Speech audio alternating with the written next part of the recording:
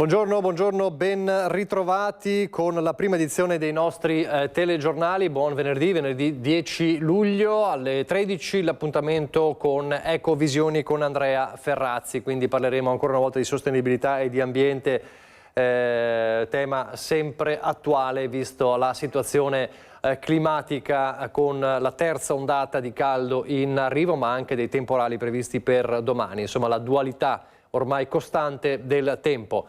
Andiamo subito in apertura a Zero Branco, torniamo a Zero Branco. Abbiamo raccontato ieri della tragedia del piccolo Simone Chelauru, 1 anno e 10 mesi, travolto dalla nonna in retromarcia con la sua auto. C'è una inchiesta aperta per omicidio colposo e nel frattempo sono stati fissati i funerali, ma ci racconta tutto in diretta da Zero Branco Christian Arboit con Nicoletta Rizzetto. Buongiorno Christian. Buongiorno a te Nicola, anche da parte di Nicoletta. È un nuovo giorno di dolore, di shock qui in via Tiveron a Zero Branco. Alle mie spalle la villetta dove mercoledì sera si è consumato il dramma. Al momento all'interno della villetta c'è solo una parente della famiglia. I familiari, mamma, papà, nonna sono fuori anche per organizzare i funerali del piccolo, che sono stati fissati lunedì mattina alle 9 nella chiesa di Sant'Alberto qui a Zero Branco. Poi il bimbo riposerà nel cimitero della frazione. Simone, piccolo sole dei nostri giorni, sei diventato stella nel nostro cielo, continuerai a brillare dentro ogni nostro respiro. Questo il messaggio nell'epigrafe che è stata diffusa da poco proprio per le esequie di questo bimbo.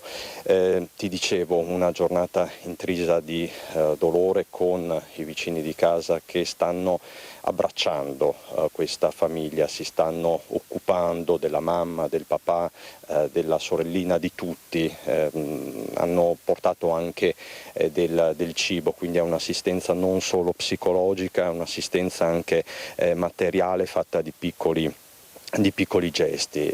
Anche questa mattina abbiamo parlato con alcuni vicini di casa, anche questa mattina abbiamo visto tante lacrime e sentito appunto i ricordi di questo bimbo che appunto adesso non c'è più. Dal punto di vista dell'inchiesta giudiziaria procede a ritmo serrato. C'è un'inchiesta per omicidio colposo non stradale, perché appunto i fatti si sono consumati all'interno di un cortile privato, di un'abitazione privata. La nonna chiaramente è indagata, ma ci sono anche delle novità di giornata, perché la procura ha disposto una perizia cinematica proprio per stabilire la catena esatta delle responsabilità che hanno portato al decesso del piccolo.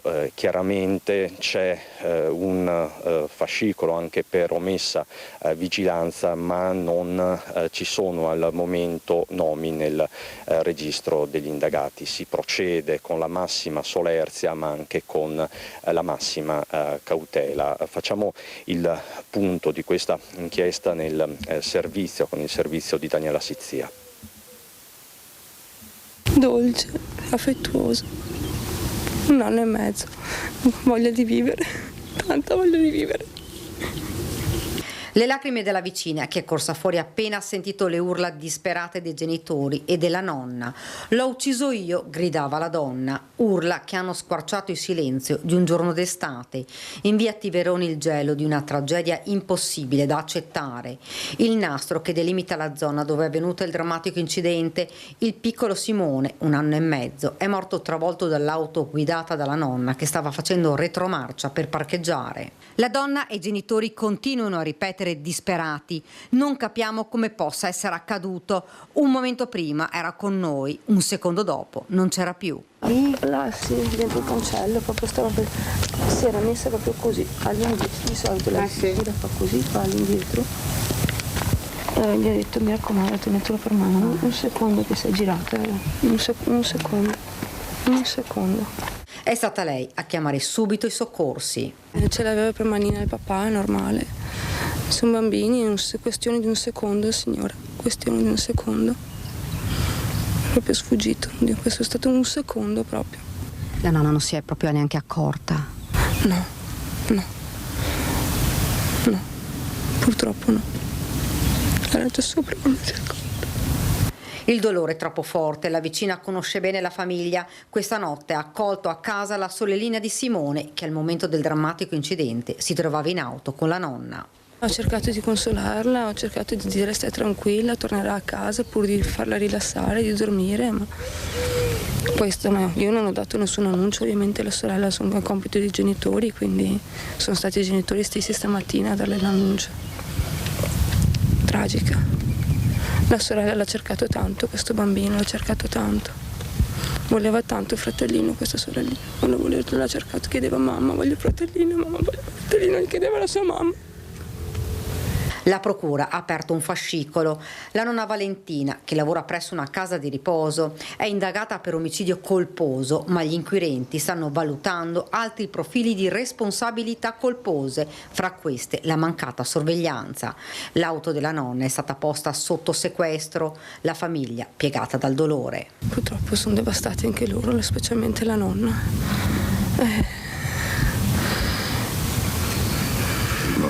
Grazie. Ho un dolore straziante. In questa casetta il silenzio è ancora più doloroso, tutto è chiuso, i giochi sono lì in giardino, mancano i sorrisi, manca quella gioia che la tragica fatalità ha voluto spazzare via.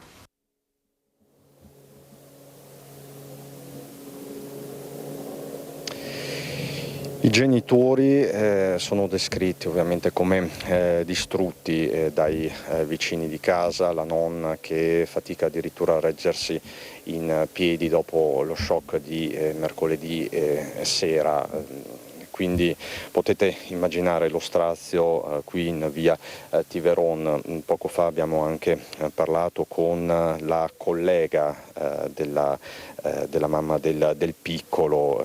Sono scosse anche le case di riposo dove le donne lavoravano, sia la mamma del piccolo sia la nonna. Tra le strutture c'è anche la casa di riposo di Scorzè.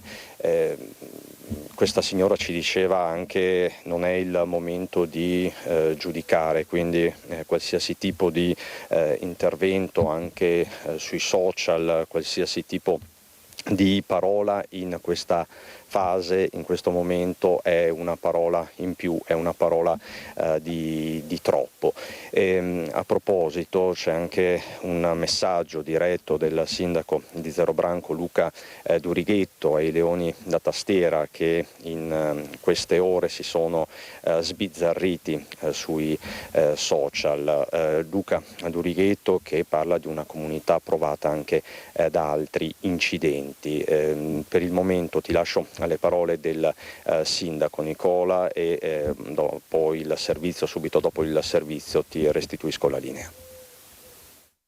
Un risveglio doloroso per i cittadini di Zero Branco, la comunità sconvolta per questa tragedia immensa. La famiglia, seguita dall'avvocato Ermira Azzuri, chiede il silenzio ed il rispetto del dolore. È un fatto incredibile, nel senso che si fa veramente fatica ancora a credere a quello che è successo. È una di quelle tragedie che sembrano impossibili da esistere, eppure accadono e poi sconvolgono naturalmente una famiglia e una comunità intera. Il sindaco è stato fra i primi ad accorrere sul posto per supportare quanto possibile la famiglia ed è tornata anche il giorno successivo assieme al parroco. La nonna e la mamma del piccolo Simone lavorano in 2 case di riposo del territorio, il papà in un'azienda del posto. Una famiglia inserita all'interno del contesto, quindi sicuramente per persone, tra l'altro come dicevo prima, appunto tutti i vicini erano lì fuori con loro proprio perché sono persone conosciute, persone che stimavano, insomma.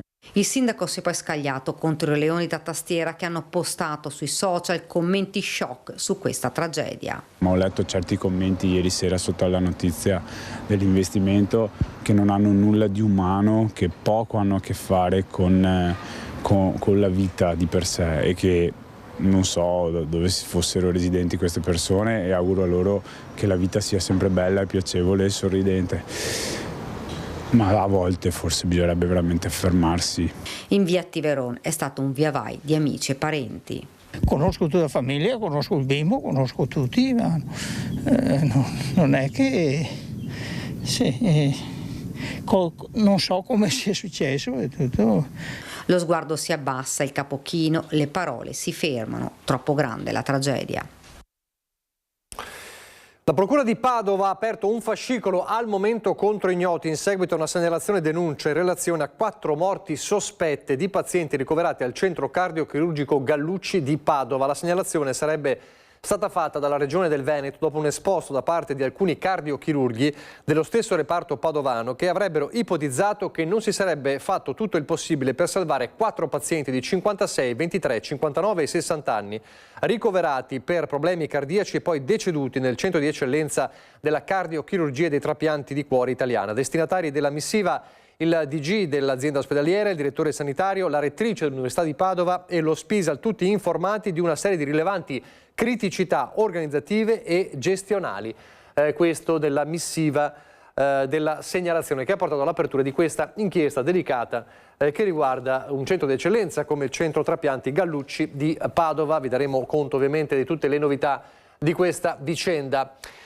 La battaglia per il Tribunale della Pedemontana ha visto questa mattina, poco fa, schierati tanti sindaci in presidio a difendere il progetto. Per noi c'è Ferdinando Garavello con Andrea Benetti. Buongiorno Ferdinando.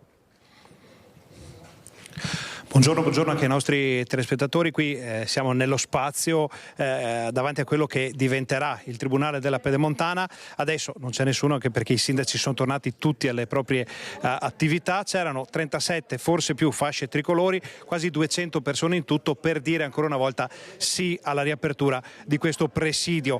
A portare avanti questa battaglia c'è la consigliera regionale Morena Martini, che ha guidato anche un po' il flash mob e che insomma ci sta mettendo la faccia in questo periodo. Ci metto sì, c'è la mia firma da sindaco sulla domanda che è partita da questo territorio quando ero sindaco. No, ci metto la faccia perché siamo eletti per testimoniare la volontà degli elettori, e gli elettori della Pedemontana, del Bassanese, dei territori dell'Alta Padovana, dei territori del Trevigiano hanno voluto, e ci sono le delibere dei consigli comunali che lo dicono, l'apertura di un tribunale della Pedemontana. Quindi questa è la risposta ai comitati del no, è la risposta a quei sindaci che hanno, tra virgolette, cambiato idea, senza neanche passare attraverso una consultazione, senza neanche dialogare con noi, senza neanche mai cercare con umiltà di chiederci le ragioni per cui 12 anni fa i sindaci che hanno firmato, che erano oltre 70 sindaci, hanno deciso di portare avanti un progetto, di guardare al futuro. Oggi hanno avuto una risposta da questo territorio, compatto e unito per un sì, vogliamo l'istituzione del Tribunale della Pedemontana. Una risposta è arrivata però anche dal governo, perché c'era il sottosegretario Bizzotto che è venuto qui e ha detto tranquilli, si fa. La sottosegretaria Maria Bizzotto ha ribadito con molta fermezza che il Tribunale aprirà. Il Consiglio dei Ministri ha già dato la sua approvazione e adesso si dovrà discutere nelle varie commissioni di giustizia per poi approdare in aula. Noi siamo veramente fiduciosi che entro la fine di questa legislatura, così come già promesso e detto a Bassano ma anche in altri contesti dal Ministro Nordio, il Tribunale della Pedemontana con sede a Bassano del Grappa troverà finalmente la sua apertura e inizierà una nuova storia. In chiusura si era detto una manifestazione distensiva, una manifestazione di proposta più che di protesta, però poi i sindaci e i consiglieri regionali qui presenti stamattina hanno detto guardate, siamo pochi per ora perché era appena, non era ancora l'ora del ritrovo, ma siamo già di più di quelli che erano a Vicenza davanti al Tribunale per dire no al Tribunale della Pedemontana. Insomma, vi siete tolti qualche sassolino. Certo, perché sentire dei colleghi sindaci che dicono di no a delle proposte di di servizi da parte del governo, servizi che vanno in territori non, tra virgolette, loro, non si può sentire, non si può sentire. I 3 tribunali che sono in discussione, che sono tribunali del Sud, vedono tutte le forze politiche e tutti i sindaci uniti. Ecco, noi a Vicenza abbiamo il comitato del no, capeggiato da sindaci che, permettetemi con tutto il rispetto per le fasce tricolori, a mio parere non hanno neanche letto il dossier, ma non hanno neanche avuto l'umiltà di venire a parlare magari col sindaco di Bassano del Grappa o con sindaci di questo territorio per capire le ragioni del sì.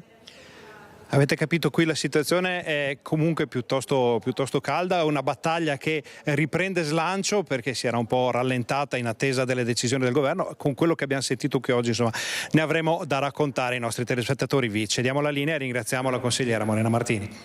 Grazie a Ferdinando Garavello, alla tua ospite, e anche ad Andrea Benetti. Indagini in corso per chiarire cosa abbia portato alla morte di Titi Teslaru, il 48enne di San Martino di Lupari, dipendente di una ditta di Riese Pio X, morto all'alba di ieri mentre era al lavoro in un cantiere a Sesto Fiorentino, operaio che lascia una moglie e 2 figli.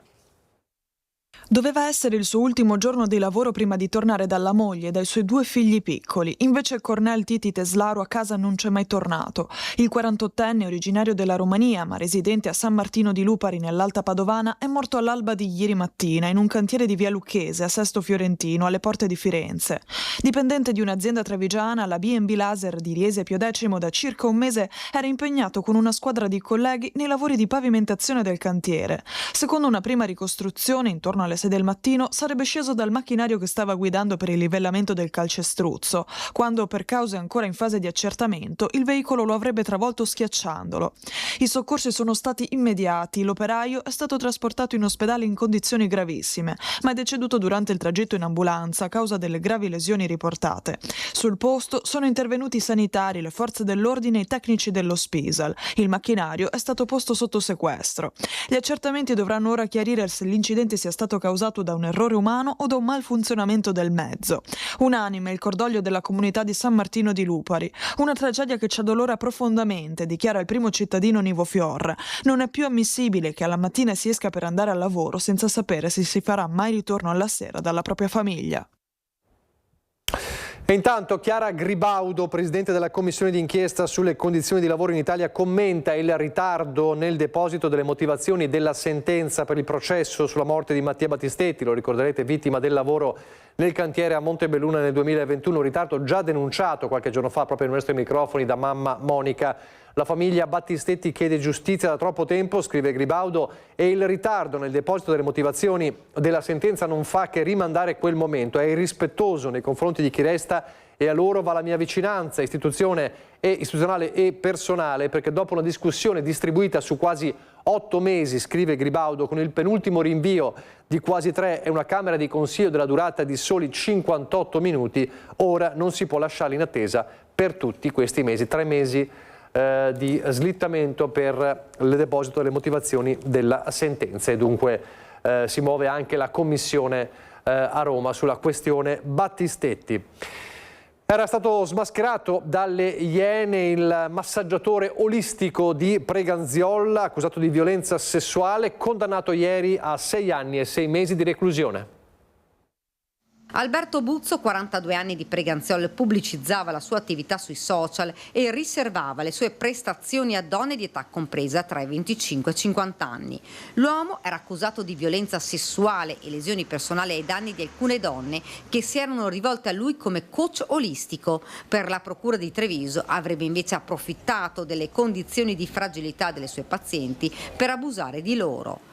Le vittime avrebbero conosciuto Buzzo tramite internet, tutte in momenti difficili della loro vita. Il 42enne le avrebbe circuite promettendo loro una cura attraverso un metodo suggerito da uno sciamano. L'uomo è stato condannato a 6 anni e 6 mesi di carcere. A smascherarlo la trasmissione Le Iene, a cui alcune donne si erano rivolte. Un uomo di 55 anni è stato condannato dal Tribunale di Treviso alla pena di 5 anni di reclusione con l'accusa di violenza sessuale ai danni di una bambina di 7 anni, fatti che risalirebbero a Mogliano Veneto, si sarebbero svolti a Mogliano Veneto nel 2020. Secondo la ricostruzione, l'imputato avrebbe rivolto le proprie attenzioni deviate verso la piccola, approfittando dell'amicizia della vittima con i suoi figli e facendo leva sul rapporto di confidenza con i genitori della stessa, vicini di casa. La sentenza di condanna è stata pronunciata nonostante, questa è la particolarità, la richiesta di assoluzione avanzata dallo stesso pubblico ministero, che non era persuaso dalla incontestabilità degli elementi di prova raccolti in istruttoria. Invece è arrivata una sentenza di condanna a 5 anni di reclusione. Minorenni scatenati a Bassano, siamo ancora con la cronaca, in pieno centro storico, prendono d'assalto un cantiere arrampicandosi sulle reti metalliche ed esasperando i residenti. Ci siamo già occupati nel TG Bassano tante volte di quello che accade, soprattutto di notte, in via Portici Lunghi, nel cuore di Bassano. Qui alle nostre spalle, di giorno, c'è una via normalissima, un passaggio verso le piazze, residenti che ci abitano. Di sera però le cose cambiano drasticamente. Guardate queste immagini. Schiamazzi, urla, giovanissimi che si appendono alla rete metallica di una zona che invece dovrebbe essere interdetta. E i residenti, esasperati, chiedono l'aiuto delle istituzioni. Queste sono immagini che ci hanno mandato persone che vivono in questa zona, persone che ci passano, che hanno notato quello che succede in quell'area. È un'area in teoria di cantiere, quindi non si dovrebbe accedere, anche perché c'è del pericolo. Abbiamo visto queste immagini di questi ragazzini che si arrampicano sulla rete metallica, insomma i rischi sono piuttosto alti. Siamo andati a chiedere all'assessore alla sicurezza che cosa ne pensa, sentite. Considerano quella una zona, quel territorio di nessuno, una loro zona di competenza. E invece no, invece noi sappiamo che saranno frequenti i passaggi e i controlli, cominceremo a identificare tutti i ragazzini che troviamo in quella zona, anche se sono senza documento, come molto probabilmente saranno senza documento, ma sedicente per noi è già sufficiente. Dopodiché queste immagini che mi state mostrando dimostrano cittadini esasperati e oltretutto anche preoccupati, perché le iniziative di questi ragazzini sono estremamente pericolose. A questo punto, lanciata la campagna di sicurezza, l'assessore invita i genitori a prendere contatto per chiarire la situazione e rivolge a mamma e papà questa domanda. I genitori sanno dove vanno i loro ragazzini, i loro figli di 13-14 anni, le loro figlie alle 10:30 di sera nel Bassanese, perché è il caso forse che ci vengano a cercare per capire che strategie usare per far ragionare i loro figli. Ha solo 17 anni, a proposito di ragazzini, il tunisino arrestato dalla polizia mentre spacciava in stazione a Padova era già stato denunciato il 2 luglio a Monselice. Era stato visto mentre avvicinava giovanissimi e offriva loro hashish nella zona della stazione di Padova il 17enne tunisino arrestato dalla polizia. Il giovane, che ciondolava all'esterno di alcuni locali pubblici, alla vista degli agenti aveva anche tentato la fuga, ma era stato bloccato. Nascosto in uno zaino e addosso, il 17enne aveva 9 dosi di cocaina per un peso complessivo di 7 grammi e quasi un etto di hashish, oltre a diverse banconote. Accompagnato in questura, si è scoperto che il 2 luglio il baby pusher, entrato in Italia alla frontiera di Trapani a fine 2025 come minore accompagnato e poi fuggito a marzo da una comunità di accoglienza, era stato già denunciato per spaccio, sorpreso a cedere una dose di cocaina nei pressi di una scuola di Monselice. Arrestato con l'accusa di spaccio di stupefacenti, il 17enne è stato accompagnato nel carcere per i minorenni di Treviso. Il questore di Padova ha emesso nei suoi confronti un daspo urbano di 5 anni da alcuni locali e aree della stazione di Padova. Il degrado e la sicurezza, come aveva annunciato qualche giorno fa ai nostri microfoni dall'avvocato di Arrigo Cipriani, Daniele Vianello. Siamo a Venezia, il negozio del patron dell'Eris Bar in Frezzeria ha riaperto dopo una settimana con la security privata, dovremo vedere le immagini. Questo ha ribadito il legale fino a che non sarà appurato che il comune abbia intensificato i controlli nella zona come promesso. Tutto è nato, lo ricorderete, dopo l'aggressione subita da 2 commesse per mano di 6 borseggiatrici. Aveva spinto poi a appendere un cartello chiuso per aggressione all'interno del negozio. Ora c'è questo addetto alla sicurezza per garantire la difesa di commesse ai clienti del negozio proprio dalle borseggiatrici. C'è un'ultima ora di cronaca con un tragedia della strada avvenuta a Santa Caterina d'Este. Un ciclista di 75 anni è morto in seguito a un incidente. Secondo una prima ricostruzione si è scontrato frontalmente con un'auto proveniente dal senso opposto di marcia mentre era impegnato nella manovra di sorpasso di un mezzo pesante. Ancora in fase di identificazione l'identità della vittima, quindi il 75enne è morto di fatto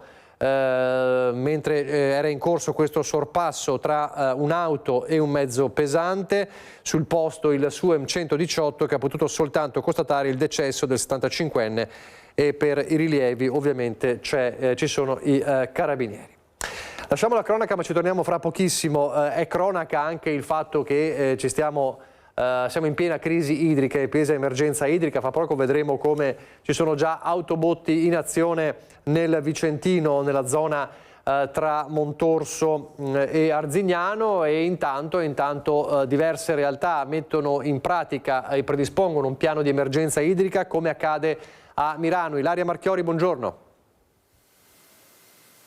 Sì, buongiorno anche a te Nicola, buongiorno ai nostri telespettatori. Come hai detto anche tu, hai anticipato come si sono attivati nel Vicentino. Qui la situazione è un po' diversa, ne parliamo subito con il direttore del Consorzio di Bonifica Acque Risorgive, Carlo Bendoricchio, che ha illustrato proprio poco fa nella conferenza, che in realtà è ancora in corso, come in queste settimane si sia potuto in qualche modo riuscire ad arginare le difficoltà, ma da qui ai prossimi giorni non sarà così. Pertanto vi siete attivati in che modo, direttore? Sì, noi ci siamo attivati con l'attivazione di un piano di turnazione per la distribuzione dell'acqua di soccorso nella rete promiscua che distribuisce l'acqua per l'irrigazione ma anche la lontana in caso di precipitazione. È proprio l'assenza delle precipitazioni attesa delle prossime settimane che ci porta ad attivare un piano di turnazione. Abbiamo a disposizione dei dati satellitari che ci fanno sapere qual è la cultura e il fabbisogno delle culture sul territorio, e quindi riusciamo ad intuire, a calcolare quali sono le aree che avranno più bisogno di acqua nelle prossime settimane rispetto alle altre, e quindi pianificare la distribuzione. Purtroppo dai grandi fiumi le acque che deriviamo sono inferiori rispetto alle esigenze, e quindi non possiamo distribuirla contemporaneamente come si fa in anni tipici, ma dobbiamo mandare una settimana l'acqua verso una zona e le altre settimane verso le altre. Dovremmo, con il piano di turnazione che abbiamo stabilito, in assenza ancora di precipitazioni, riuscire a dare acqua a questo punto a 2 settimane ogni 3 al territorio. Quindi la situazione è grave ma non gravissima, come si era presentata invece nel 2022, anno in cui non siamo stati capaci di distribuire acqua a tutto il territorio per tutto il periodo irriguo. Infatti, memori di quell'esperienza, avete potuto lavorare e fronteggiare almeno in questa situazione quello che succederà e quanto si presenterà. C'è però da dire che rispetto al 2022 ci sono dei fattori che contribuiscono maggiormente a rendere difficoltoso il piano di azione. Sì, e l'aumento della temperatura rispetto al 2022, le proiezioni ancora che ci sono, che portano a un maggiore fabbisogno della cultura e anche a un maggior fabbisogno ambientale, perché in questi canali, che hanno appunto un uso promiscuo, passa l'acqua di pioggia quando ce n'è, distribuiamo l'acqua per l'irrigazione, ma sono canali vivi, e quindi c'è un ambiente che cerca di sopravvivere all'interno di questi corsi d'acqua. Aumentando le temperature aumenta anche la temperatura dell'acqua, viene meno l'ossigeno, e quindi c'è una difficoltà per la fauna ittica che c'è. Noi stiamo cercando di distribuire appunto l'acqua con il doppio obiettivo: tenere acqua per mantenere in vita quello che si riesce e riuscire a distribuire per i pochi prelievi che sono necessari ai fini irrigui. Ecco, voi avete incontrato anche proprio poco fa alcuni rappresentanti degli agricoltori, cosa vi hanno detto? La preoccupazione che abbiamo manifestato è condivisa, e si rendono conto della necessità del territorio e appoggiano il consorzio, in questa necessità di turnazione. Quindi insomma voi siete pronti a intervenire? Sì, con questo piano di turnazione abbiamo già invece nelle settimane scorse attivato dei pozzi di prelievo da falda per aumentare la portata vettoriata all'interno della nostra rete promiscua, proprio per la carenza dai grandi fiumi, della possibilità di prelevare acqua corrente dal fiume. Bene, allora avete sentito qual è il piano di emergenza per far fronte alla siccità che sta colpendo anche il nostro territorio in queste settimane. Se non ci sono domande dallo studio, Nicola, io ringrazio il direttore del Consorzio di Bonifica Acque Risorgive e restituisco la linea allo studio. Grazie Ilaria Marchiori, grazie al tuo ospite, grazie a Sandro Ponchio. Lo dicevamo, guardate invece cosa accade in alcune zone del Vicentino. A causa del periodo di siccità, anche nella nostra contrada di Bellimadore a Montorso Vicentino è stata rilevata una scarsità idrica e pertanto la società Acque del Chiampo è dovuta intervenire con delle autobotti appunto a riempire le cisterne d'acqua, e per questi interventi tempestivi la ringraziamo. Precipitazioni scarse e temperature estreme ed è subito allarme siccità. Nel Vicentino si è messa in azione l'azienda Acque del Chiampo, avviando un'attività di integrazione dei serbatoi d'acqua tramite l'impiego di autobotti nelle aree collinari del territorio gestito. Nei giorni scorsi i rifornimenti hanno interessato le località Zini e Fongari nel comune di Arzignano e Bellimadore nel comune di Montorso Vicentino. La società ha segnalato un abbassamento del livello statico della falda nei pozzi di fondovalle, con valori comunque ancora lontani dai livelli di criticità registrati nelle estati del 2023 e del 2024. Invito tutti i cittadini a tenere dei comportamenti consapevoli contro gli sprechi e a rispettare le regole indicate anche dalla stessa società Acque del Chiampo. Ed ora è il caso di chikungunya che è stato rilevato nel quartiere di Sant'Agostino a Vicenza, paziente diagnosticato al rientro dalle ferie. Ce ne parla Daniele Garbin. Primo caso di chikungunya nel territorio di competenza dell'Usolotto. Siamo col direttore del Dipartimento Prevenzione dell'Usolotto, Maria Teresa Padovan. Buongiorno. Buongiorno a tutti. Sì, ecco, che cos'è questo caso? Primo caso è una cosa preoccupante, ricordiamo che cos'è anche questa febbre. Sì, è una febbre, la cosiddetta arbovirosi da importazione, che insieme alla dengue, ricordo chikungunya, è un po' salita alla ribalta negli ultimi anni. Sono malattie che sono estremamente diffuse in paesi un po' più lontani da noi, per esempio il sud-est asiatico, l'America Latina, eccetera. Ma il pericolo che si diffondano da noi è abbastanza reale, perché la nostra zanzara tigre da qualche anno si è adattata geneticamente a ospitare questi germi che un tempo erano solo appannaggio di paesi dai climi tropicali. Ecco, in questo caso questa persona come mai l'ha avuta qui a Vicenza? Allora, la persona è rientrata da un viaggio nel sud-est asiatico, correttamente ha i primi sintomi di febbre, perché diciamo che queste sindromi arbovirosi all'inizio danno una sintomatologia simile influenzale, si è rivolta ai servizi sanitari ed è stata intercettata prontamente e dopo la conferma della diagnosi posta in isolamento domiciliare. Ecco, sappiamo che il sindaco ha anche firmato tutto quello che riguarda una disinfestazione, vista anche la potenziale pericolosità. Cosa state facendo da questo punto di vista? Assolutamente, stiamo collaborando con il Comune, con i tecnici dell'Ufficio Ambiente del Comune e con la ditta di riferimento regionale, a cui abbiamo dato mandato per DGR regionale dell'attuare concretamente l'intervento di disinfestazione, che coprirà un raggio di 200 metri dall'indirizzo di residenza del caso indice, in modo da abbassare quanto più possibile la densità di vettori, cioè di zanzare della zona.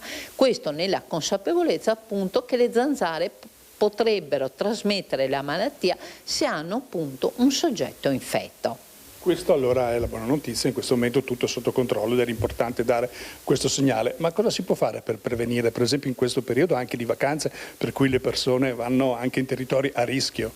Beh, essere consapevoli che esistono queste arbovirosi che sono estremamente diffuse, ricordo anche nel sud-est asiatico, ormai anche in alcuni paradisi marini in cui magari il viaggiatore va con un senso di falsa sicurezza.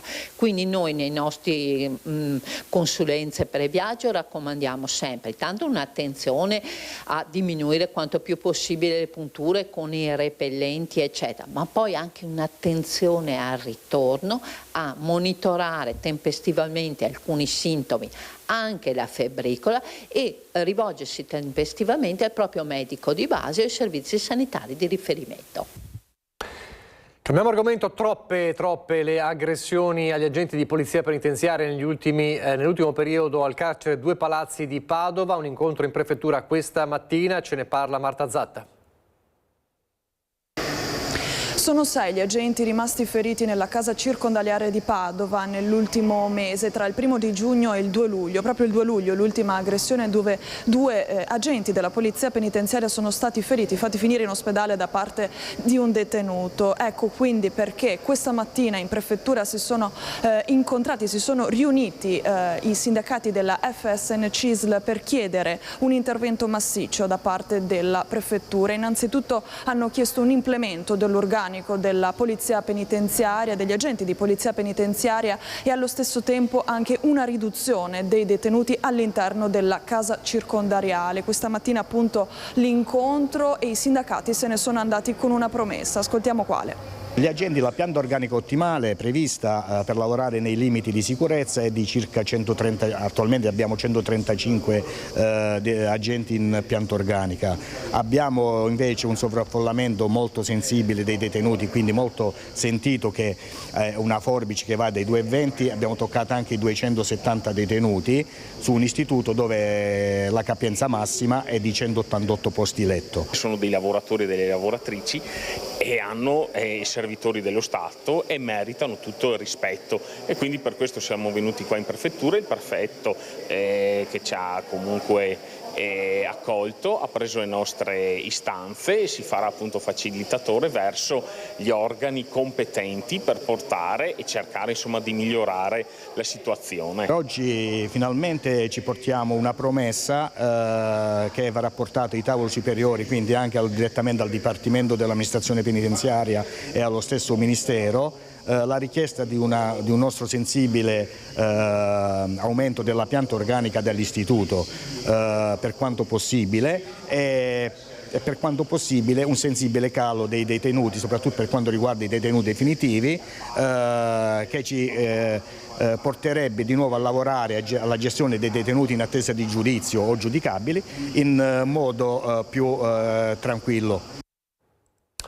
Pochi istanti di pubblicità, ripartiremo da Mestre, subito dopo. A poco meno di un mese il Montascale in quartiere Pertini a Mestre, che sarebbe stato bruciato dai vandali, è ancora nelle stesse condizioni. È una struttura privata, non è del comune, è stata fatta appositamente per la signora, e quindi una volta bruciata la signora deve rifarsela. Se non troviamo il colpevole è logico che è a carico suo. Per aiutare l'anziana che vive lì e che per muoversi necessita del Montascale, il quartiere si mette a disposizione sia a livello logistico che per un'eventuale raccolta fondi qualora lei non riuscisse a provvedere economicamente da sola. E noi siamo anche disposti a dare una mano, basta che ci chiami, andiamo lì, l'aiutiamo, portiamo anche giù, vediamo di intervenire presso le associazioni che ci danno una mano per ricostruire quello che è andato bruciato, quindi la nostra disponibilità c'è totale. Una delle funzioni del comitato di quartiere è quello proprio di aiutare i più deboli, diciamo, del quartiere, e quindi anche la signora. Non è la prima volta che nel quartiere i vandali appiccano il fuoco. Un anno fa toccò le cassette della posta che ancora non sono state sistemate, denuncia Rocelli. Ci sono stati dei ragazzi vandali che hanno fatto non solo questo danno ma anche altri danni, e il carico a chi va? Io ho chiesto a Insula di ripristinare, visto che la struttura è quella comunale e anche le cassette sono incastrate all'interno della mura del condominio. Quindi rifaccio l'appello. Insula, io sto aspettando il nuovo presidente di Insula, chiunque sarà, chiederò di fare un colloquio prima e una tavola di trattativa, perché a questo punto il quartiere ha bisogno di punti di riferimento. Qui abbiamo un sacco di gente che ha bisogno, quindi sono tutti quanti che vengono al comitato di quartiere e vorremmo che Insula ci desse una mano. Il comitato chiede di essere coinvolto per far fronte a problematiche e occupazioni abusive nel quartiere e si rivolge anche alla neoassessore al sociale e alla casa Ermelinda Damiano. Abbiamo un ottimo rapporto, quindi chiederemo di fare una disamina complessiva degli appartamenti del quartiere Pertini. Guardate che sono 700 tra Insula e Ateno, sono pochi, e quindi vediamo assieme con l'assessore quali forze mettere in campo anche sulla questione sicurezza. Da Mestre all'area castellana e la scoperta incredibile di 3 maxi discariche abusive da parte della Guardia di Finanza a Fonte, Pieve del Grappa e Castelfranco. A Castelfranco in particolare c'era anche una famiglia con bimbi piccoli che viveva praticamente in mezzo ai rifiuti. Decine di veicoli, auto, furgoni, camion e poi pneumatici, pezzi di motori, elettrodomestici e rifiuti di ogni tipo lasciano allibiti le immagini girate dall'alto dalla Guardia di Finanza di Treviso, che ha sequestrato 3 discariche abusive per un totale di 6.100 metri quadrati al termine di un'operazione condotta dai militari della Compagnia di Castelfranco e della sezione aerea di Venezia. 3 i siti individuati: a Castelfranco, Pieve del Grappa e Fonte. Nel capoluogo castellano, nella maxi discarica, viveva abusivamente una famiglia marocchina con figli minori in totale assenza di adeguate condizioni igienico-sanitarie. I finanzieri hanno contattato i servizi sociali ed allontanato la famiglia per tutelare la salute dei bambini. Imponente la quantità di rifiuti nella seconda discarica abusiva scoperta a Fonte, volume stimato dall'ARPAV in 10.000 metri cubi, prevalentemente carcasse di veicoli. Anche qui, tra i rifiuti, il gestore viveva con il figlio in un edificio abusivo con il tetto in lastre d'amianto. Anche in questo caso è stato contattato il comune per cercare una sistemazione alloggiativa temporanea alla famiglia. La terza discarica, anche questa gestita da un cittadino marocchino, è stata individuata a Pieve del Grappa. Qui erano stoccati soprattutto elettrodomestici, apparecchiature informatiche, bombole e taniche di idrocarburi. Tutte e 3 le discariche sono state sequestrate, 6 le persone denunciate per i reati previsti dalla normativa in materia di gestione illecita di rifiuti. Il gestore del sito di Fonte, trovato anche in possesso di cartucce di fucile e di un pugnale, è stato anche denunciato per detenzione abusiva di armi. Al termine delle operazioni, le Fiamme Gialle hanno avviato le procedure per la caratterizzazione ambientale e la successiva messa in sicurezza dei siti. Ovviamente a noi dispiace quando in queste situazioni sono coinvolti dei minori, siamo sempre molto attenti in questo senso e anzi ho dato già indicazioni di essere sempre di più attenti a queste situazioni. Devo dire che i servizi sociali si sono presi in carico la famiglia e li seguiamo, li seguiremo e adesso sono in un luogo sicuro. Così dunque la vicenda incredibile di Castelfranco. Adesso a Treviso, con l'ira del sindaco Mario Conte verso Fondazione Cassamarca, che ha deciso di non rinnovare i contratti d'affitto ai 2 locali di Piazzetta Monte di Pietà. Il comune valuta l'acquisizione dell'immobile. Sul fronte sicurezza invece ne arrivano nuove forze dell'ordine. Presto anche un incontro col prefetto per ridiscutere la zona rossa.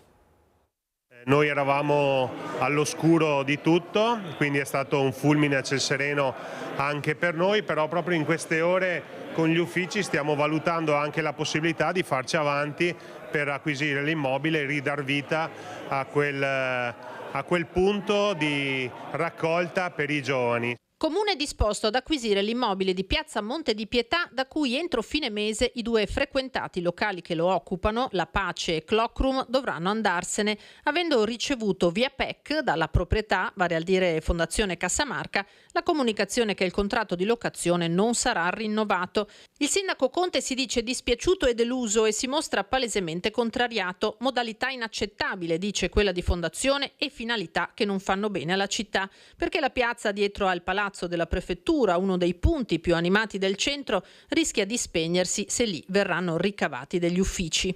Se il Presidente Garofalo avesse affrontato con l'amministrazione prima questo tipo di situazione, forse oggi saremmo potuti arrivare a una soluzione diversa.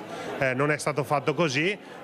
Io credo che la città abbia bisogno dei locali, soprattutto quelli ben gestiti come lo erano la Pace e il Clockroom, e quindi sono io il primo a essere dispiaciuto. Faremo la nostra parte sulla base dei crediti che abbiamo nei confronti di Fondazione Casamarca, eventualmente anche aggiungendo una parte da un punto di vista finanziario. Vedremo poi se Fondazione Casamarca sarà disponibile. Per Conte una soluzione ancora possibile. Le opposizioni, PD in testa, incalzano di fronte a un centro storico, dicono, che si sta impoverendo. Negozi, locali, vetrine accese sono anche presidi di sicurezza, fronte questo su cui il sindaco si è mosso nelle ultime ore, andando al Viminale a chiedere al sottosegretario Nicola Molteni che gli organici delle forze dell'ordine sul territorio vengano rimpinguati. Credo che nelle prossime settimane arriveranno circa 8 nuovi agenti alla questura di Treviso e arriveranno decine di nuove forze dell'ordine nelle province del Veneto. I numeri che abbiamo analizzato confermano che siamo un territorio estremamente sicuro. È altrettanto vero che il percepito da parte dei cittadini è sinceramente diverso. E poi abbiamo condiviso il fatto che servono leggi più severe e soprattutto la certezza della pena. Il Veneto che invecchia, dati sempre più allarmanti, quelli emersi ieri in un convegno a Mogliano Veneto. Tra 15 anni gli over 80 in Regione Veneto aumenteranno del 45%. Capite che è un'esplosione di grandi anziani, perché parliamo di anziani sopra gli 80 anni, ma come dicevo prima il dato importante è quello di riuscire a chiudere quella forbice tra vita in buona salute, che oggi attestiamo in Regione Veneto intorno ai 58 anni, e attesa di vita che arriva a 83 anni. Quindi abbiamo una forbice di quasi 25 anni e, come ci ricordava Rita Levi Montalcini, noi non vogliamo aggiungere anni alla vita, ma vogliamo aggiungere qualità di vita agli anni. Nel 2050 il Veneto sarà una regione con oltre 700.000 anziani over 85, per lo più soli, con costi e ricadute sulla società enormi, dai caregivers alle case di riposo con rette sempre più alte, ma anche liste d'attesa infinite. Sono 11.000 oggi i veneti in cerca di un posto che non c'è, anche perché manca il personale che di questi anziani possa occuparsi. Bisogna riconoscere il ruolo importante che i familiari hanno nel prendersi cura dei propri anziani, e oggi questo è un problema cogente, perché molti anziani non riusciamo a dimetterli dagli ospedali proprio perché non c'è una rete familiare in grado di accoglierli come accadeva nel passato.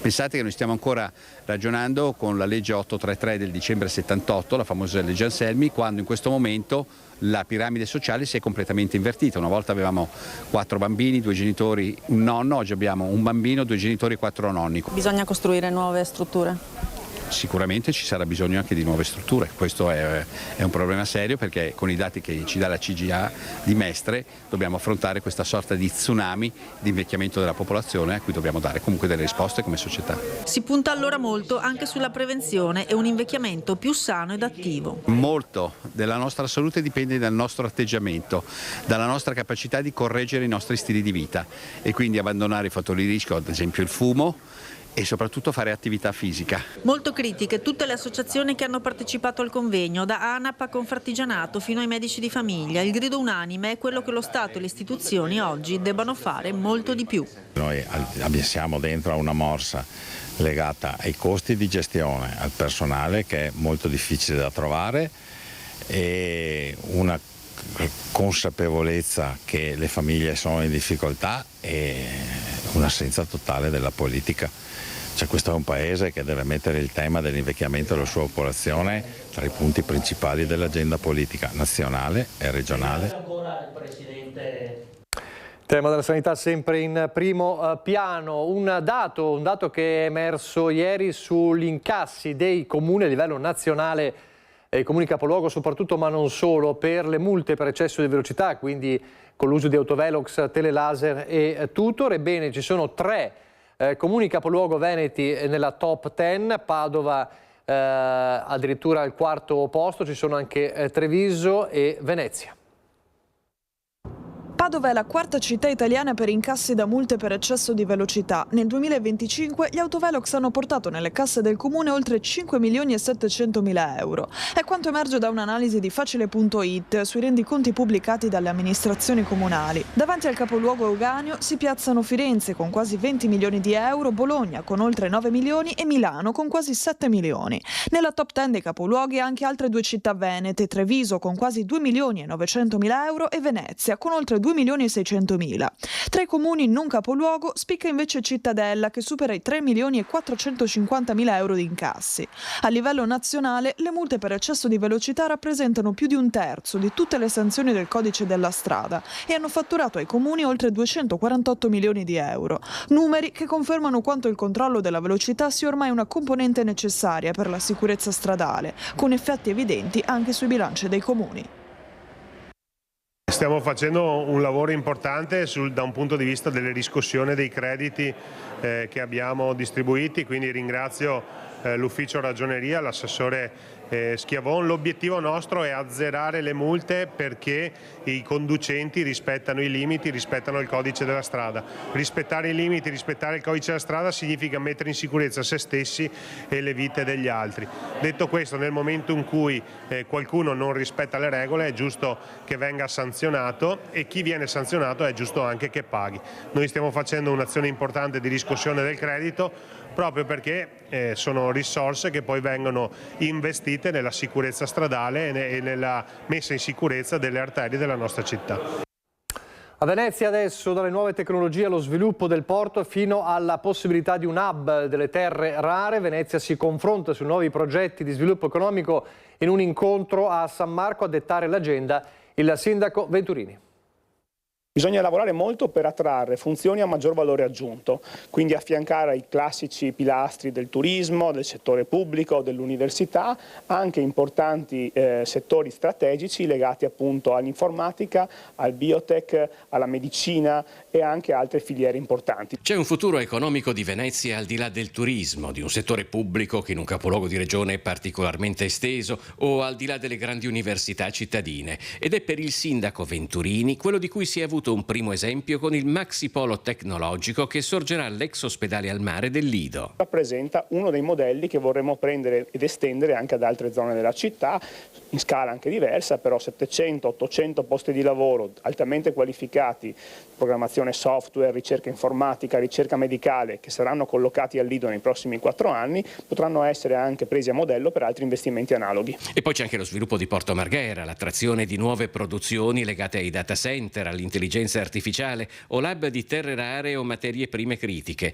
Ma nel dibattito che si sviluppa nei locali dello Human Safety Net alle procuratie vecchie di Piazza San Marco escono anche problemi, come ad esempio per l'opera di manutenzione del Mose. 2018-2019 si è deciso che la fabbrica del Mose, cioè dove vengono portate le paratoie, fatto il ciclo manutentivo che doveva essere all'Arsenale, non è più all'Arsenale.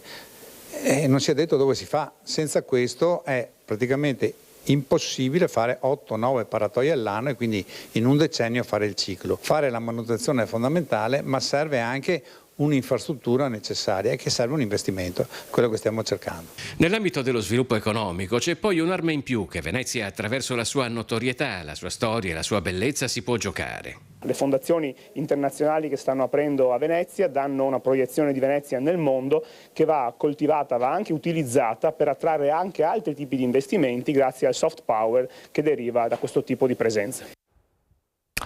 Prima di lanciare la pubblicità c'è un aggiornamento sulla notizia che abbiamo dato dell'apertura di un'inchiesta a Padova sulle morti sospette al centro Gallucci. La Procura di Padova ha mandato una nota poco fa nella quale comunica che ha archiviato l'inchiesta in relazione alle morti sospette di alcuni pazienti al centro Gallucci di Padova, segnalate da alcuni cardiochirurghi con una denuncia a vari enti. Lo ha detto il procuratore euganeo Antonello Raccanelli, che dice non ci sono fatti penalmente rilevanti, il fascicolo pertanto è stato archiviato. Questo è un aggiornamento importante sulla notizia di questa indagine di morti sospette al centro Gallucci, quindi inchiesta che viene archiviata perché non ci sono fatti penalmente rilevanti. Pochi istanti di pubblicità e poi ci sarà il momento di Ecovisioni con Andrea Ferrazzi, un altro importante ospite come sempre. Fra poco.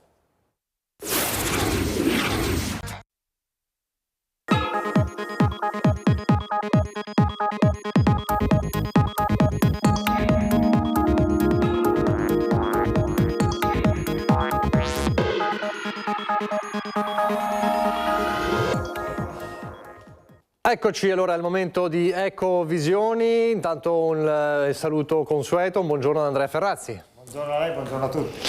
Allora, torna a trovarci ed è un piacere averlo di nuovo con noi, Enrico Giovannini. Buongiorno Giovannini.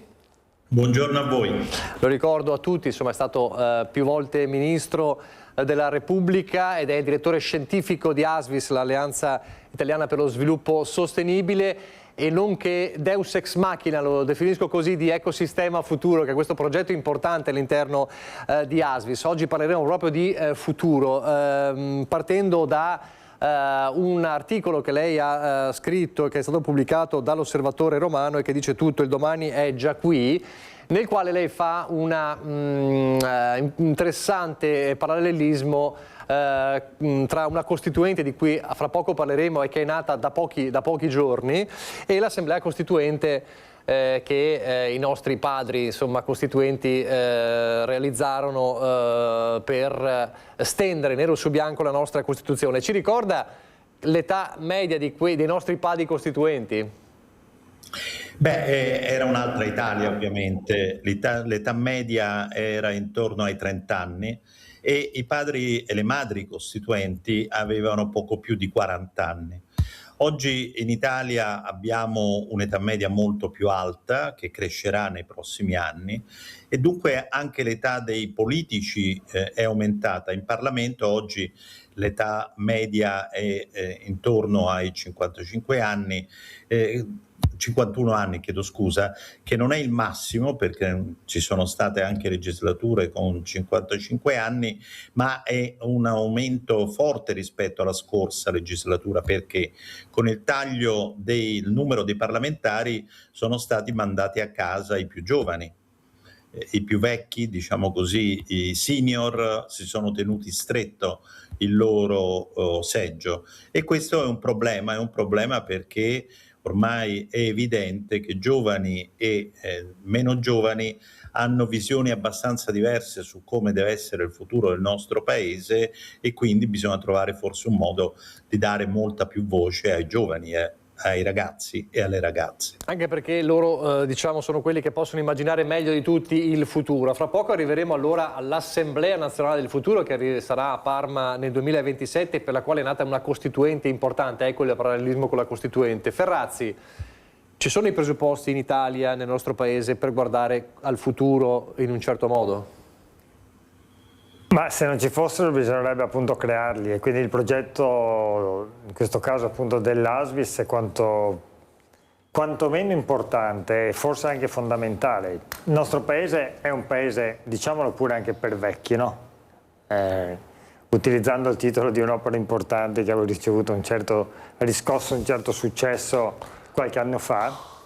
E è un paese, basta vedere anche la spesa previdenziale dove viene orientata, basta vedere l'età media, interessante vedere anche il dato demografico e contemporaneamente a questo dato demografico assolutamente allarmante c'è anche un'incapacità di definire delle politiche migratorie sane che sfuggono dalla contrapposizione ideologica, spesso partitica, per raccattare qualche voto in più e invece si pongono davvero il tema di un paese che per rimanere competitivo ha bisogno di persone giovani, qualificate, che abbiano la capacità anche solo di pagare le pensioni ai tanti che sono già in pensione e molti che ci arriveranno.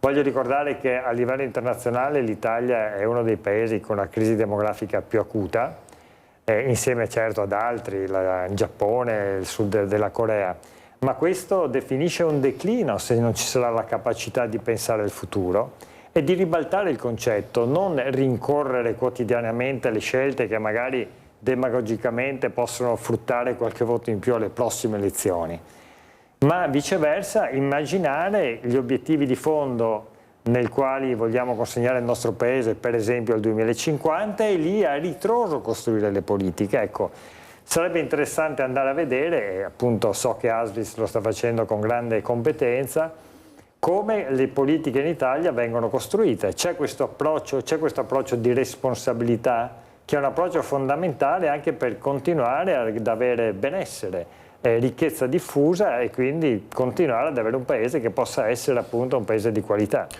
In Italia da questo punto di vista un passo è stato fatto, e lo sa bene lei, con la riforma della Costituzione e quei 2 articoli che hanno dato un passo in più da questo punto di vista. È uno strumento sicuramente importante, ma non basta. Quella certamente, la riforma, lei adesso immagino stia pensando all'articolo 9 della Costituzione, quindi per la prima volta nella storia della Repubblica è stato modificato uno dei primi 12 articoli, che sono appunto gli articoli che definiscono i principi della Costituzione, diciamo lo spirito di fondo del patto costituente nazionale. E lì è stata inserita appunto la tutela dell'ambiente, biodiversità, ecosistemi e l'interesse delle future generazioni. Dunque, inserendo nel testo costituzionale, oltre al principio della solidarietà intragenerazionale che i padri costituenti avevano già, grazie a Dio, definito in maniera molto, diciamo, concreta, anche il principio della solidarietà intergenerazionale. ASVIS è stato, so bene perché avevo seguito da senatore il lavoro, uno dei promotori a livello nazionale di questa riforma già dal 2016, quindi dal momento della costituzione della stessa. Io avevo avuto modo appunto nella commissione ristretta di trovare l'accordo politico, scrivere il testo e poi trovare l'accordo politico. Tenga in considerazione il fatto che è assolutamente necessario un cambio di paradigma. Lo sviluppo della tecnoscienza nel Novecento ha fatto sì che per la prima volta nella storia dell'umanità ci sia la possibilità da parte dell'uomo di, come dicono alcuni filosofi molto interessanti, di orientare la propria arte della tecnica e della scienza addirittura a se stessi e alla natura. Quindi non solamente la natura come dato di fatto sulla quale bisogna ragionare sulle cause e sugli effetti, ma la natura come oggetto di trasformazione per opera dell'uomo, di manipolazione, modificazione della natura, addirittura del genoma umano, quindi del nostro destino biologico.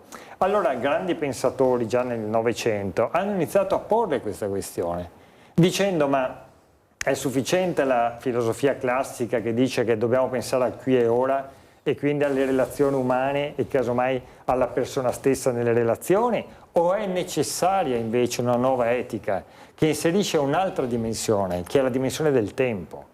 E dunque la questione della responsabilità. Jonas nel 79 scrive quel testo fondamentale, appunto il principio responsabilità, un'etica per l'era tecnologica, in cui dice l'uomo per la prima volta è in grado di distruggere se stesso, è dunque necessario immaginare una nuova responsabilità per i contemporanei, ma anche guardando al futuro, dunque un'etica non basata solamente sulla prossimità, ma sui posteri, e questo è esattamente il progetto e poi è la base, diciamo, se vogliamo anche un po' culturale e filosofica di tutti questi progetti.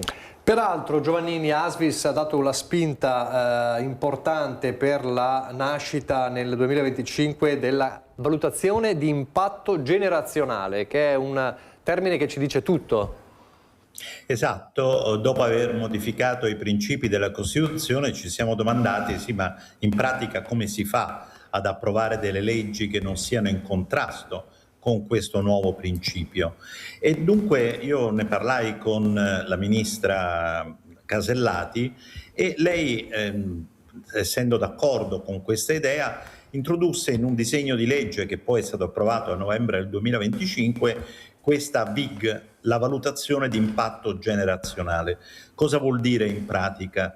Vuol dire che il governo, prima di elaborare una nuova legge, deve valutarne gli impatti sociali e ambientali sui giovani e sulle future generazioni.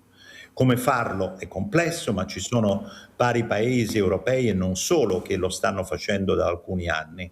Ed è importante notare che questa legge dice chiaramente, in un particolare comma, che le leggi della Repubblica promuovono l'equità tra generazioni. Questo è il cambio di paradigma. Ora bisogna trasformare questa nuova norma in realtà e stiamo aspettando tutti i decreti di attuazione di questa legge. ASVIS, che appunto lavora su questo tema non da oggi, ha fatto tutta una serie di proposte in un recente documento. Ma il punto è il cambio di prospettiva delle politiche ed è qualcosa che sta accadendo anche a livello locale. Alcuni comuni, Parma ad esempio, hanno già introdotto la VIG nei loro processi decisionali, e nei giorni scorsi la Puglia, prima regione italiana, ha fatto altrettanto. Quindi, come vede, è un cambiamento che sta andando anche a livello territoriale a toccare, almeno in teoria, i processi decisionali. Come si fa a far sì che questa attenzione alle future generazioni diventi concreta? Ed è qui dove nasce l'idea di ecosistema futuro. Il progetto, chi ne vuole sapere di più può visitare il sito ecosistemafuturo.it, per mettere il futuro, anzi meglio i futuri, perché noi non sappiamo quale sarà il futuro, per metterlo al centro anche del dibattito culturale. Per far questo abbiamo promosso la creazione, vedo l'immagine indicata qui, di creare un'assemblea sul futuro, una sorta di Parlamento parallelo, chiamiamolo così, in cui i temi siano non quelli del quotidiano, pure importanti, ma proprio quelli rilevanti per il futuro, per disegnare questa assemblea che sarà fatta di cittadine e cittadini estratti a sorte, secondo le migliori pratiche internazionali, quindi non votati dai partiti o dalle liste civiche, ma saranno rappresentativi della popolazione italiana, con una caratteristica: la loro struttura per età sarà opposta a quella del Parlamento e quindi, per come abbiamo detto prima, avrà un'età media molto più bassa, perché, l'abbiamo detto, in Parlamento i giovani sono poco rappresentati. Per far partire questo meccanismo, per disegnare le regole, abbiamo creato la Costituente, 40 ragazze e ragazzi under 35, che disegneranno le regole dell'Assemblea, assistiti da 12 mentor, ex presidenti del Consiglio, Mario Monti, Giuliano Amato, della Camera, Gianfranco Fini, della Corte Costituzionale, Silvana Sciarra, ex ministri di vari orientamenti politici, per costruire questo esperimento. Non esistono al mondo al momento di questo tipo, che speriamo dia anche una scossa alle forze politiche tutte, in vista delle prossime elezioni del 2027, per candidare molti più giovani.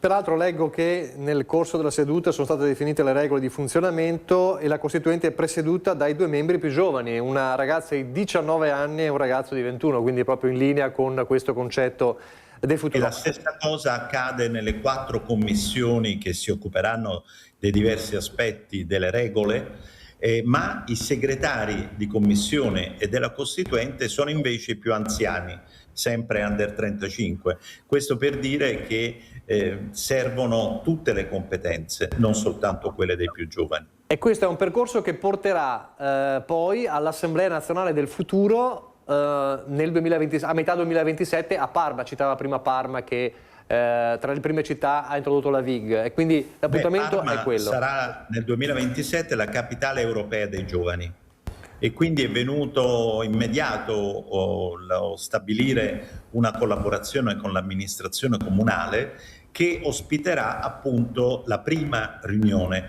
Ma noi immaginiamo l'Assemblea Nazionale sul Futuro con un mandato triennale, in modo da avere anche continuità, e poi vedremo il futuro. Ovviamente tutto questo va finanziato, va sostenuto, e quindi chiederemo alle forze politiche, ma anche a chi vorrà sostenere questo esperimento mai provato in giro per il mondo, di dare un contributo per far sì che il volontariato va bene, ma qui stiamo parlando di cose serie, ci sia la possibilità anche di dare un qualche compenso a quei 150 cittadini e cittadine che dedicheranno una parte del loro tempo a questo lavoro.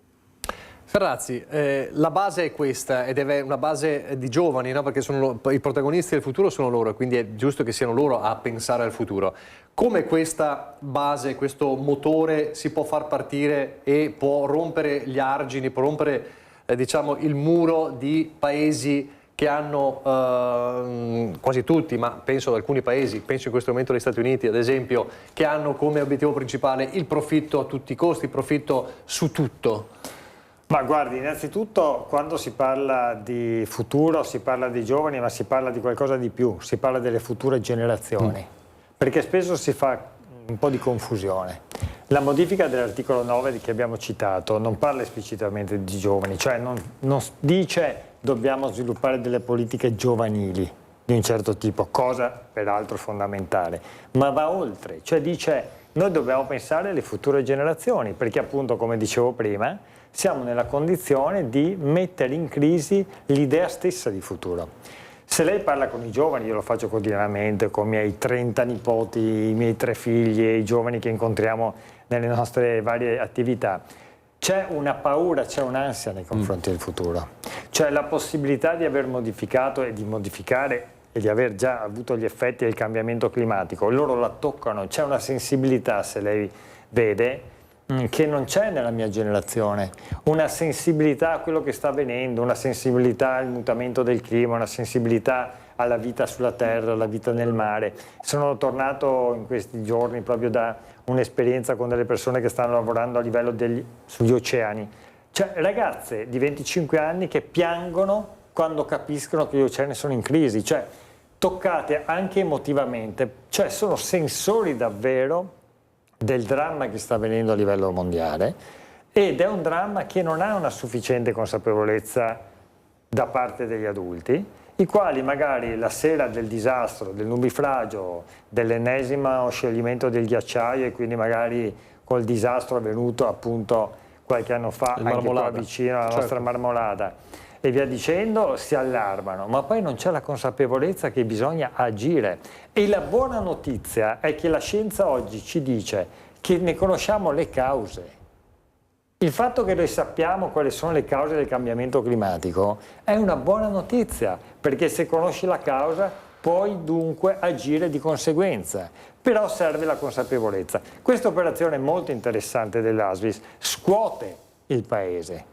Lo scuote dalle fondamenta, addirittura entrerà nel Parlamento, no? A presentare il progetto stesso, il lavoro conclusivo verrà presentato al Senato. Cioè, operazioni in cui si entra nella stanza dei bottoni e si dice oh ma volete ascoltarci? O almeno volete aprire gli occhi? Volete guardare un po' quello che sta avvenendo e agire secondo appunto quell'etica di responsabilità di cui si parlava prima? E sfruttando anche una partecipazione giovanile che su questi temi è enorme. Ci ricordiamo i Fridays for Future di qualche anno fa, ma ci ricordiamo tutto l'impegno del volontariato a livello di studio, di accompagnamento nei territori che il mondo giovanile sta sviluppando. Questi progetti sono progetti molto interessanti perché catalizzano, creano consenso, cioè una direzione comune a questi impegni che spesso rischiano di essere individuali oppure di piccola dimensione, e danno anche una dimensione di speranza, perché quando alle paure individuali tu proponi un progetto di costruzione insieme, allora lì si apre davvero uno scenario positivo per il futuro. E lo scarto è proprio questo, Giovannini, mi pare di capire che, lo diceva bene lei, bisogna mettere poi in pratica le cose. Questa costituente, questa assemblea, questo gruppo di lavoro importante è una struttura, è un organo che entrerà anche concretamente nella politica, e questa perché poi è la politica che decide cosa fare, no? Per cui si può parlare di massimi sistemi, ma poi lo diceva lei, c'è la pratica, bisogna metterle in pratica queste cose. Esattamente, per questo la Costituente, che a gennaio finirà i suoi lavori per poi passare la mano per la creazione dell'Assemblea Nazionale sul Futuro, nella prima parte di questo secondo semestre 2026 definisce le regole e poi nell'ultima parte identifica una serie di temi particolarmente importanti per l'Assemblea, su cui concentrare le soluzioni. Vede, in realtà tante soluzioni sono già disponibili e basta seguire un po' l'universo giovanile per scoprire quante start-up producono per esempio soluzioni concrete non solo ai temi ambientali ma anche a quelli tecnologici. Ecco perché accanto alla Costituente e poi domani all'Assemblea ci sarà, in realtà ci sono già state, l'organizzazione di piazze sul futuro. Ne abbiamo avuto a Parma, l'abbiamo avuto nel nord-est, a Treviso, presso H-Farm, l'abbiamo avuto organizzato dalla GESCI, gli Scout, nel Lazio. Le piazze sul futuro sono dei momenti aperti di discussione ma anche di soluzioni. Per questo la piazza che si è svolta a H-Farm ha avuto un cosiddetto hackathon, cioè una grande discussione sulle soluzioni di alcuni problemi. Perché i giovani non sono solo portatori di ansia, di sensibilità, ma lo sono anche di soluzioni. Ecco perché, tra l'altro, Ecosistema Futuro non si occupa solo di questo, ma si occupa anche di educazione ai futuri, come l'UNESCO ci propone. Partiranno nell'ultima parte di quest'anno iniziative in molte scuole italiane, a livello nazionale insieme al Ministero dell'Istruzione e del Merito, nelle università. Abbiamo creato la rete dei musei dei futuri, oltre 40 musei italiani che cominceranno a portare i temi del futuro nella loro programmazione culturale.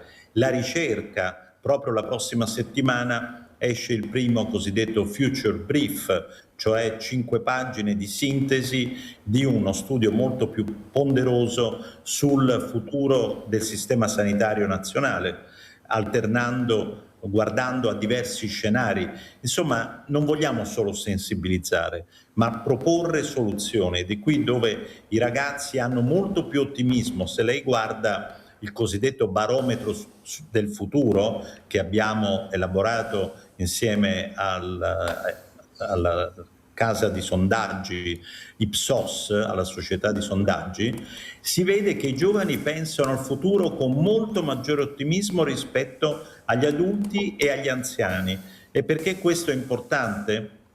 Perché spesso nelle trasmissioni televisive, sui giornali, chi ha spazio sono persone un po' avanti nell'età e quindi trasmettono anche questa visione pessimistica, nera, che hanno dentro a tutta la società, e in questo modo lo vediamo perché altre società internazionali sono molto diverse rispetto a come noi discutiamo in Italia, non trasmettono invece l'ottimismo concreto, le soluzioni che i giovani sono in grado di proporre.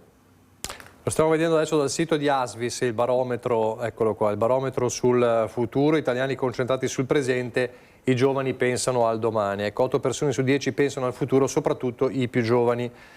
Questo è uno dei dati. Chi pensa al futuro del paese? I giovani sì, la politica no. C'è un sondaggio insomma, abbastanza importante per capire cosa pensano.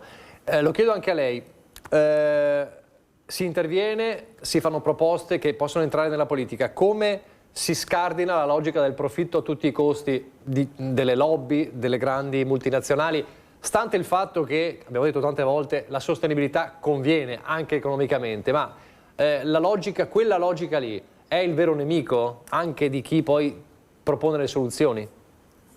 In parte sì, perché pensiamo alle grandi imprese quotate, ogni giorno si devono confrontare con l'andamento dell'indice di borsa, ogni 3 mesi devono mostrare i risultati, quindi tutto questo genera nei loro amministratori una forte concentrazione sul presente, cosa che invece non hanno altri tipi di imprese, per esempio quelle familiari che guardano di più al futuro, le cooperative.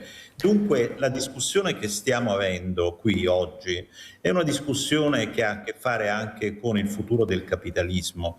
Ricordiamo che in Europa negli ultimi anni, proprio con gli obblighi di rendicontazione di sostenibilità, si è cercato di spingere le imprese ad assumere questa visione più a lungo termine, pensando agli effetti non solo economici importanti, ma anche sociali e ambientali delle proprie scelte. E non è un caso che quando Trump ha fatto l'accordo con von der Leyen sui dazi, ricorda in quel campo di golf in Scozia, e nella lista dei desiderata delle imposizioni di Trump all'Unione Europea c'era il fatto di esentare le imprese americane dal rispetto delle regole sulla tutela dei diritti umani, sulla sostenibilità, su tutto ciò che riguarda il digitale. Quindi io credo che stiamo assistendo in questo periodo anche a una forte battaglia sul futuro del capitalismo. Per questo, se vogliamo avere un futuro, dobbiamo avere un futuro del capitalismo molto più orientato non al breve termine, ma al benessere complessivo. Ovviamente il profitto è importante, perché senza profitti non si creano investimenti, non si crea futuro, ma non è l'obiettivo finale. E il tema della distribuzione dei profitti anche ai lavoratori, ma a tutta la società, è un tema ineludibile, e non a caso la quota di ricchezze negli Stati Uniti, ma anche in Italia, ma anche in Europa, che vanno ai super ricchi sta crescendo, e questo genera tensioni sociali, un'insostenibilità politica e sociale di cui vediamo gli effetti. Grazie. Sì, è un'ingiustizia strutturale francamente non più accettabile, questa divaricazione della ricchezza tra i super ricchi, pochi, e appunto sempre più ricchi, e i moltissimi che non riescono ad arrivare a fine mese, ma anche le classi medie italiane, per esempio, no? O dell'Occidente in genere, che fanno grandissima difficoltà, anche una difficoltà maggiore rispetto a 20, 30, 40 anni fa. E questo è un tema assolutamente da affrontare nella politica nazionale, per esempio. Il fatto che negli Stati Uniti ci sono dei manager che quest'anno portano a casa 800 milioni di dollari di stipendio. Ci sono decine di manager che prendono più di 200 milioni di stipendio. C'è Elon Musk che si porta a casa miliardi di dollari. Cioè, stiamo parlando ci sono società capitalizzate, la cui capitalizzazione, soprattutto le società tech degli Stati Uniti, che hanno una capitalizzazione maggiore del PIL, del prodotto interno lordo di interni paesi, anche europei, anche importanti, e che hanno dunque una capacità di incidere sulle nostre vite che è spaventosa. A fronte di questo c'è una debolezza strutturale della politica. Allora il tema non è quello di criticare l'economia di mercato, che tra tutti i sistemi economici è probabilmente il sistema che crea i maggiori equilibri, ma il tema è criticare, anzi diciamo ostacolare, una capitalizzazione, un sistema capitalista assolutista che pensa solamente a privilegiare pochissimi e a affamare i moltissimi, perché questo sta avvenendo. E dunque bisogna ritornare alla nostra Costituzione. La Costituzione dice all'articolo 41 che la libertà di mercato dell'attività economica, e lo dico io, grazie a Dio, come figlio di un classico piccolo imprenditore veneto, è libera nel nostro paese, ma non è un diritto assoluto.